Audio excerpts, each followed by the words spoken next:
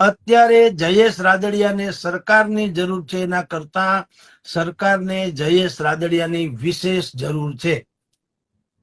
એટલે કદાચિત ઓછી જનસંખ્યા હોવા છતાં જયેશભાઈ રાદડિયાના અનેકો વાર વખાણ કરવા પડ્યા અને કર્યા અમિત શાહે.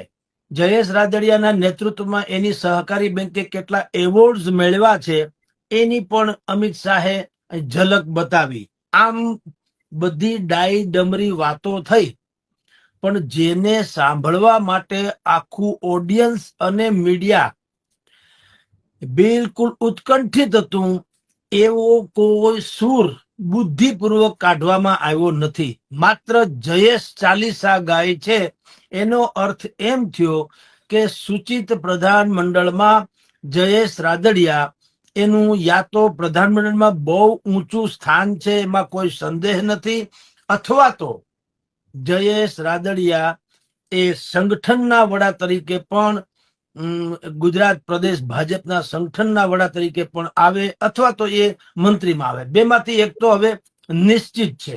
આપણને જે ઇમ્પોર્ટ્સ મળે છે તે મુજબ ગૃહ મંત્રાલય કદાચિત જયેશભાઈના હવાલે જાય એવી અત્યારે વાતો ચાલી રહી છે બહુ ટોચના વર્તુળો પાસે.